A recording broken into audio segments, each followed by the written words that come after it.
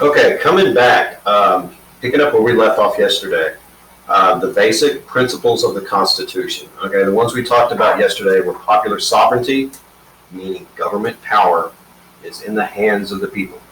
We decide. We decide who is in charge, we decide who is in control, and they answer to us. The next one was limited government that we talked about yesterday, and that means that the government is only allowed to do what we specifically say that it can.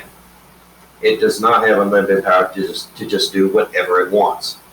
It can only do what we specifically tell it to do.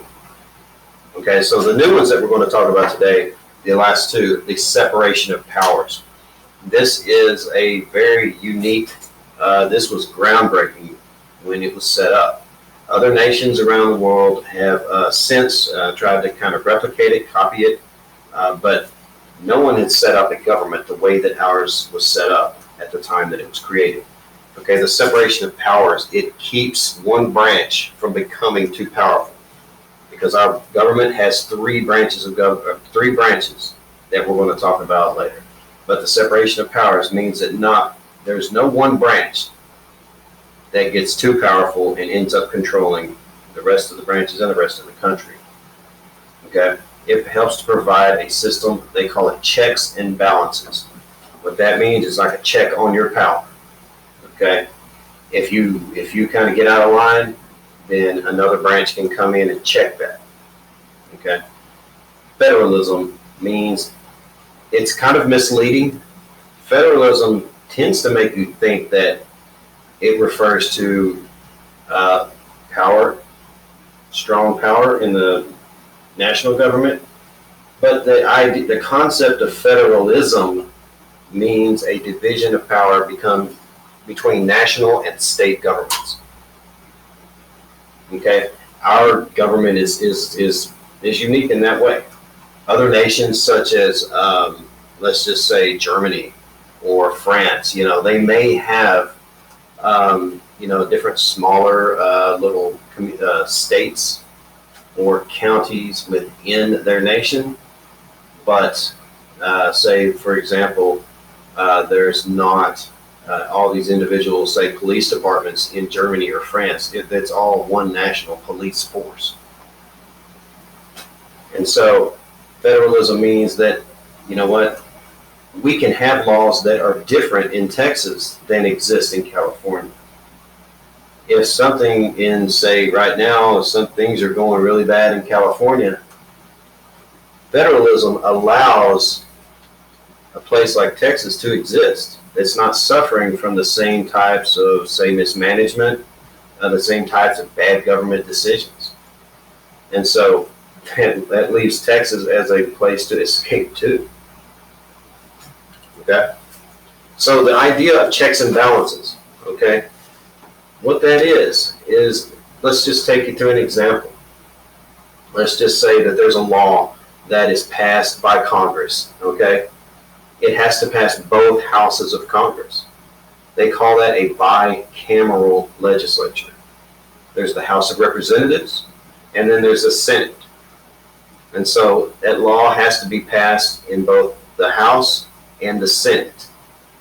Only then does it go to the executive branch, which would be the White House or the president, to sign into law. Let's just say he does sign into law. Well, what you also have, that's not necessarily the end of the story, because you or I could file a lawsuit challenging that law, the constitutionality of it, and it will eventually go through the courts, and perhaps it goes all the way up to the Supreme Court. And if the Supreme Court agrees with us and we win our case, then that law is struck down. It does not exist. It's considered void. Okay? But likewise, let's just say that there's a law that is passed by, start it over again, well, it's passed by the House, it's passed by the Senate, it goes to the president, and the president vetoes it. Okay? The president vetoes the bill, so then it's dead. It will not become law. But if the legislative branch can get enough votes, it has to be a higher proportion of votes, they can override that veto and the bill becomes law anyway. Okay? Just as the judicial branch, when judges are appointed, it's the executive branch that selects them. And so they're nominated by the executive branch or the president, and they have to be confirmed by the legislative branch. But likewise, if the judicial branch, if judges, if there's certain judges are found to be unlawful, if they are not conducting their business in a respectful way, they can be removed by an act of Congress. There's a back and forth amongst all three branches of government that will check the power of each of them. As far as the Constitution itself, the structure of it, there are three main parts to the Constitution. The preamble is, we're going to study that a little more in depth tomorrow. But the preamble is it's the statement of purpose. It's the introduction. It tells you what we are doing and why.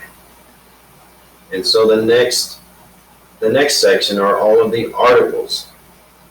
Okay, there are 7 articles in the Constitution, and they deal with establishing, the legislative branch, executive branch.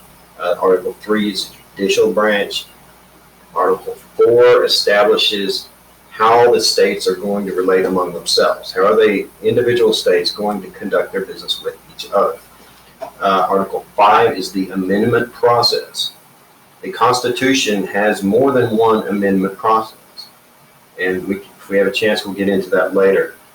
6 establishes what the powers of the federal government are, and 7 establishes what is it going to take to ratify it. What are the mechanisms in order to ratify this document? And so after the document was ratified and adopted,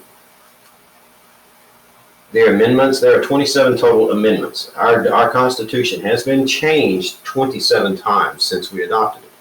And that's not a lot, considering it's been 244 years since it was signed. Or not 244.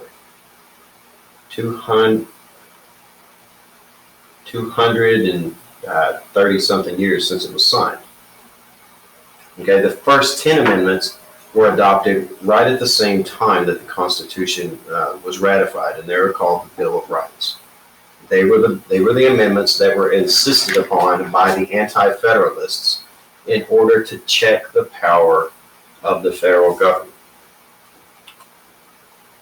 Article 1 establishes the legislative branch of government.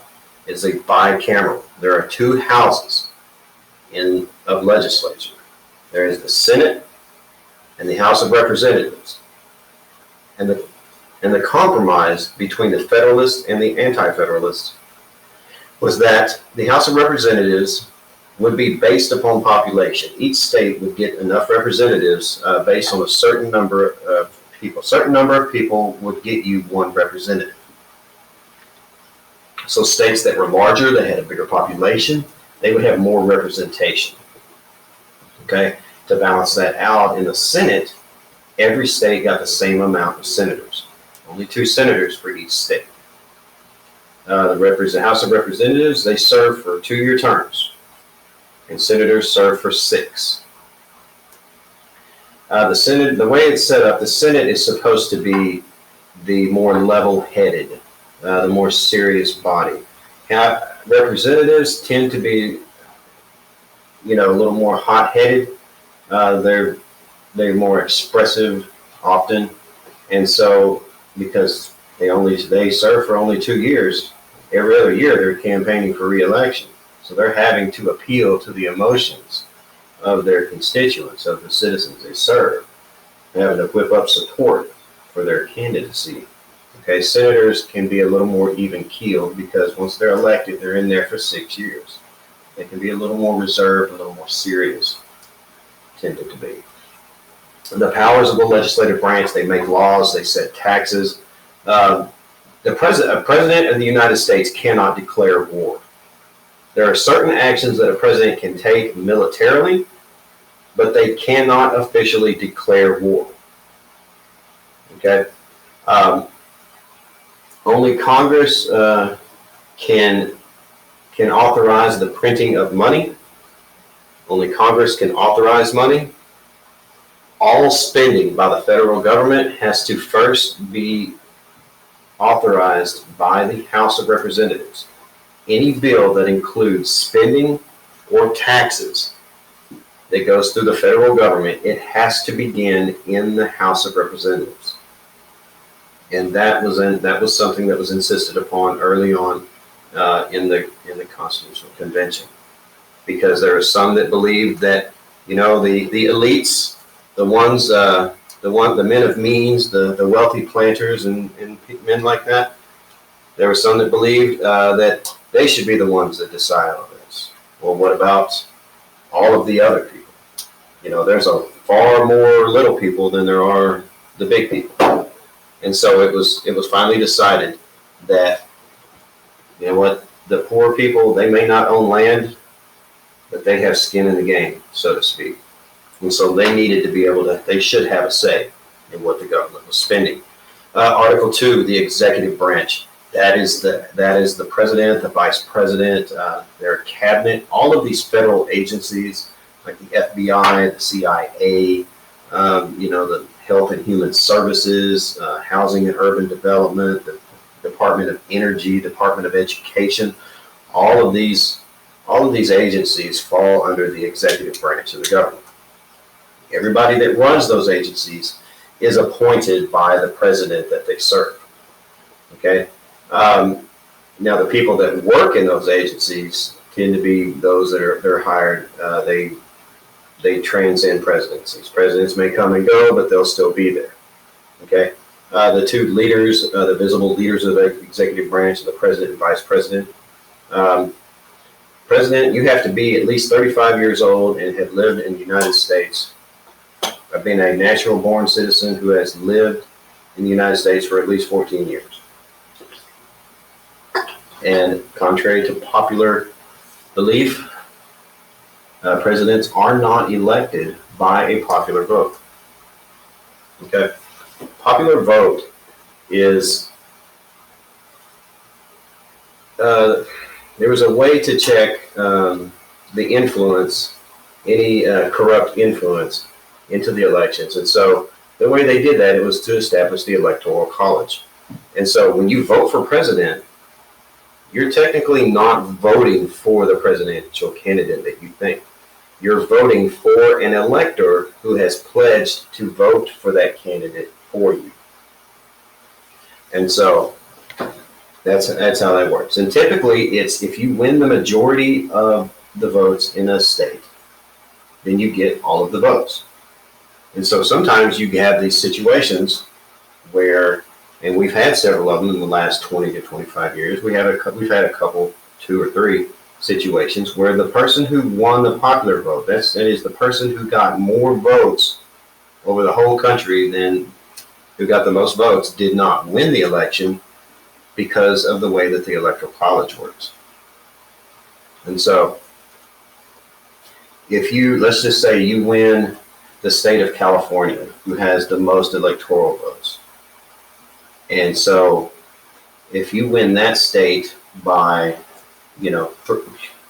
500 votes out of, say 12 million votes cast, you win by 500 votes. Well, if their electoral college, if they have, 49 electoral votes, you get all of those electoral votes.